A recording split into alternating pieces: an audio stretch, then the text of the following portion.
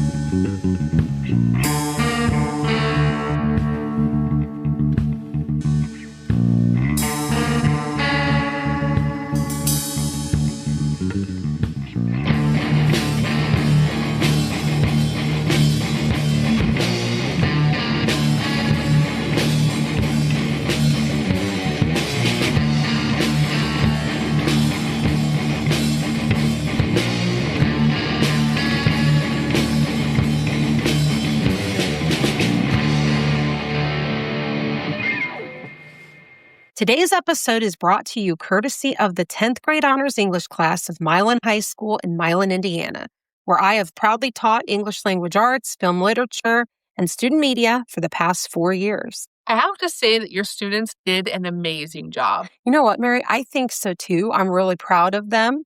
And this is an episode I have wanted to do for a very long time.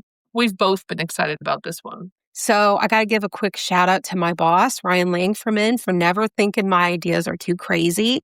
And of course, for his support of the students to participate in this project. Okay, so let's get into it. Okay, listeners, before we jump into these stories, for those of you who may not know much about Ripley County, it's located in southeastern Indiana along the Ohio River Valley region. And it's filled with some small towns, rolling hills, there's old cemeteries, and a whole lot of history. Ripley County is probably best known as the home of Milan High School and the legendary 1954 Milan Indians state basketball championship team that inspired the movie Hoosiers. But beyond basketball, the county is packed with folklore, Civil War history, old pioneer stories, and of course, legends that's been passed down for generations. All right, so let's turn it over to the kids. Here is our first story. Hi, my name is Sherman. And I'm Bailey Bree, and today we will be telling the story of the shape-shifting ghost of Bloody Run Road. Have you ever heard of Bloody Run Road? It is located in Ripley/Jefferson County, and it is also known to be super haunted. Yes, it is so haunted that many stories are known about this area. The most popular are the shape-shifting ghosts. Some say it's real, and others think it isn't, so let's debunk it. The legend says that a shape-shifting ghost was spotted in December 1885. It was seen by Mr. McLaughlin, a.k.a. Mr. L., while he was coon hunting with his dog. For more detail, Mr. L was coon hunting on his land, and his dog was barking at a hole where the cave was. Some think there was money buried there, and others say it was protected by supernatural spirits. Many people have said that the cave was inhabited by a band of robbers. Because he was curious, some of his friends and himself lifted up the rocks to find what the dog was barking about, and he heard a whirl, almost like a flock of birds. It was said that a ghost-like figure appeared and it scared the men so badly that they ran off. Mr. L said that he would pay a $50 reward to anyone who could go after dark and dig up a certain spot where the money was and wait for an hour. Everyone who took his offer regretted it and often saw the ghost described as looking like a wild animal, a cow, or even something from the clouds. Now, after a lot of research, we figured out it was really a hoax engineered by Mr. L, who supposedly used canvas stuffed with sawdust to create a sawdust pool. Yes, it was operated on a wire stretched across a ravine. It helped the figure move through the air. It was originally exposed by local men who were tired of hearing the fake stories. In my opinion, I think he just wanted everyone to be terrified over something that he created. I also think he was a drama starter in the community. Definitely. Another story that we have heard about on Bloody Run Road is at the very end of the road. There used to be a cabin by a creek. Oh yes, my mom was talking about this. She said in the 1800s the cabin had caught fire. And before the fire department could get there, the cabin had completely burned down. This caused the nearby creek to turn blood red. That's so interesting, Trendon. I know, I really enjoyed researching our legends on Bloody Run Road. We are now going to turn it over to some of our friends for more spooky legends in Ripley County. We'll be back with more after a short break.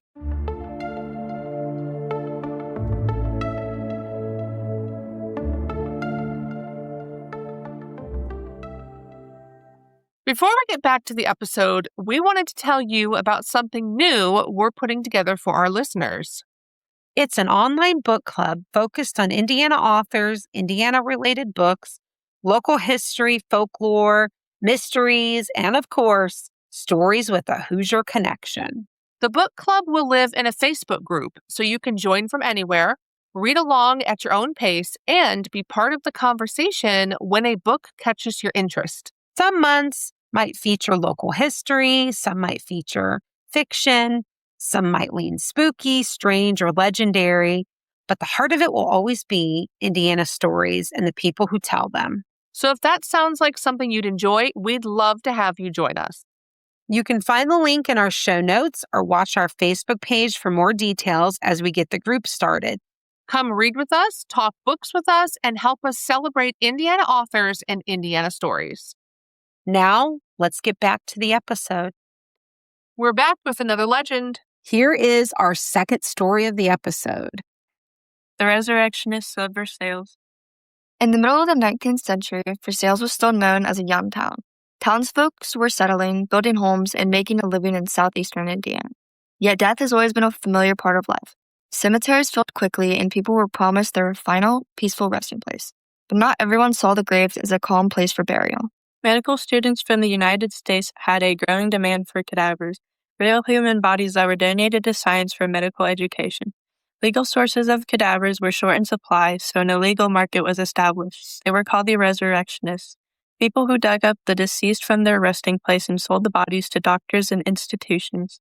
And Versailles was one of the places where this market took hold. The Resurrectionists worked calculated and carefully. They would watch funerals from afar and record where the body was buried. Fresh graves were seen as most valuable because the bodies hadn't fully decomposed. Then at dusk, they'd return under the cover of the darkness and the stars. The Resurrectionists would dig enough to break open the top of the coffin, grab the body from under its arms, and quickly pull it out. They'd leave the coffin behind with the clothing still inside because the only thing that mattered was the body. In a small town like Versailles, news can spread in the blink of an eye. Graves were found disturbed and coffins broken open. Families would return to visit their loved ones and they would find nothing. Rumors spread like wildfire and fear took hold of the townspeople. Families would guard their relatives' graves throughout the night. Some installed mort safes, iron cages, and stone structures to protect the grave sites. Other families hosted private, secret funerals to avoid attention of the grave robbers. There was gossip about certain people who could be involved, blaming the men who seemed to move at odd hours with wagons, leaving town late at night. Proof was harder to come by because the grave robbers operated in silence, and they had connections to ensure that they would get the bodies. In the community, this was a horror beyond words, but in the medical world, this was progress. Doctors argued that studying and understanding the human anatomy was saving lives, and it's true. But the progress came at a cost that was paid by the dead and the grieving. Laws began to change because there were resurrectionists nationally who disturbed communities. States allowed medical schools and students to use the bodies of dead inmates, poor houses, or those without family. It definitely wasn't perfect and raised some ethical questions. However, it reduced the demand for grave robbing, and slowly the resurrectionists became history. The disturbances in Versailles stopped, and the families were thankful that the cemeteries were finally quiet and peaceful again. But the stories remained. Today, Versailles is like any other Midwestern town. But if you stroll through the old cemeteries, you may notice something unusual. Graves were spaced in odd ways, and markers seemed cautious. If you listen to the hearsay of the townsfolk, you might hear the tales of a time when the earth didn't keep what was buried under the ground. And we'll leave it at that for today. The tale of the Resurrectionists of Versailles sits at the edge of history, and this reminds us that even the smallest towns have the grandest secrets buried out of sight and out of mind. Now we'll have some friends join us and tell another Hoosier myth or legend. Thanks for listening.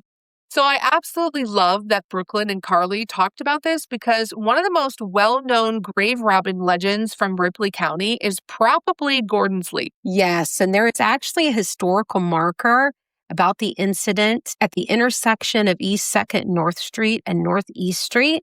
It's on the left-hand side when you're traveling east on East 2nd North Street. It's actually located in the Cliff Hill Cemetery. So let's get into exactly what Gordon's Leap is. Now, according to local folklore, Gordon's Leap is tied to the darker history of grave robbing and, of course, the resurrectionists in the area.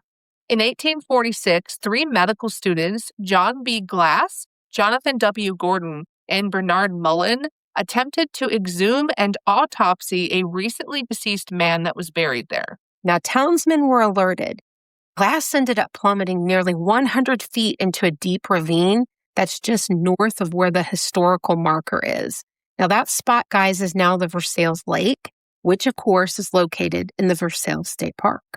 What is so wild to me is that the doctors escaped and ended up joining the Mexican War. And as the historical marker says, known as Gordon's Leap, but Glass leapt. We'll be back after a short break with one more legend for you. Don't go anywhere.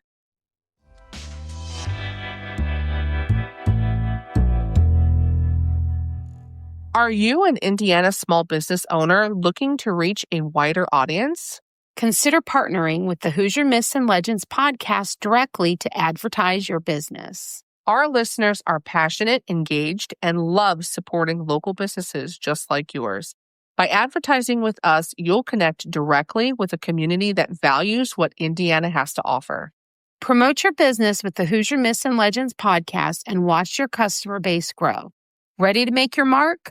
Contact us today at HoosierMythsandLegends@gmail.com, and let's bring your business to the forefront. We're back with the last legend of the episode for you. In Versailles, Indiana, the legend of the Versailles lynching lives on. In the late 1800s, rural Indiana, especially along the Ohio Valley region, dealt with an abundance of crime, such as stolen horses and frequent robberies. The culture of self-policing, or trying to solve these problems on their own, led to courts being seemingly lenient and slow. In Versailles, citizens began to get angry with the crimes that were being committed. 5 white men were being held in the Ripley County Jail: Lyle Levi, William Jenkins, Henry Shooter, Clifford Gordon, and Burt Andrews. Lyle Levi is a particularly interesting person in this story. He served as a Union soldier in the Civil War in the 83rd Indiana Infantry Regiment. His grandfather, Isaac Levi, was reportedly the first Jewish person in Indiana after immigrating from Hungary. They were all held in jail awaiting their trial at the next meeting of the circuit court. They had been jailed due to their involvement with a robbery that occurred at a store in nearby Correct, Indiana. On September 15, 1897, citizens in Versailles got fed up the amount of crime that was occurring in their community. A mob of 300 to 400 masked men stormed the Ripley County jailhouse on horse with revenge on their minds. The mob forced the jailer, who actually lived on site, to hand over the keys. In the jail, the mob shot Lyle Levi, Henry Shooter, and William Jenkins. Levi in the upper torso, Shooter and Jenkins both died to blunt force trauma. Shooter died being clubbed to death and Jenkins sustaining a crush skull. On the upper floor of the jail, Clifford Gordon and Burt Andrews were injured by the mob and unable to defend themselves. All 5 of the incarcerated men, both dead and alive, had nooses set on their necks. They were taken to an elm tree and hanged to complete the lynchings. After the hangings, souvenir hunters dismantled the elm tree piece by piece. People cut off branches, barks, and other small pieces of the tree until nothing was left. There is a historical marker placed where the tree once stood, referring to the elm as the hanging tree. Now, the infamous elm tree is no longer standing, but the heaviness of the situation still lingers in the air. According to some locals, people have heard voices or cries at night, a sudden uneasy feeling, and have seen shadowy figures in the cemetery directly behind where the hanging tree once stood. Some even say they feel like they are being watched. Thank you for listening to the Myths and Legends of Ripley County, Indiana. We hope you enjoyed it. Well, I've got to say, I think that my students did a fantastic job. I agree. There's something important we want to add before we leave, sort of an update. Now, the Ripley County Sheriff's Office recently shared information about a historic artifact, an antique deputy badge that's linked to W.F. Baggett, who was a justice of the peace in Ripley County in the late 1800s. Through research with Ripley County Historical Society, Baggett was also identified as one of the documented eyewitnesses to the 1897 events in Versailles. His written account is part of the historical record that helps confirm details of what took place that night. Now, this is the stuff I love so much about history and why I feel so strongly about preserving these legends. There is a lot of history that you can learn through these ghost stories. History isn't always just one story. It's layers of memory, record, and rumor all woven together. Now, you can see the photos of the badge by looking at the Ripley County, Indiana Sheriff's Department Facebook page, and it was an April 6, 2026 post. Have you ever had an experience in Ripley County? Are you familiar with any of the folklore or ghost stories there? We would love to hear about it. Please send us an email to HoosierMythsandLegends@gmail.com or reach out to us on social media. We may use it in a later episode. In the email, let us know if you wish to remain anonymous.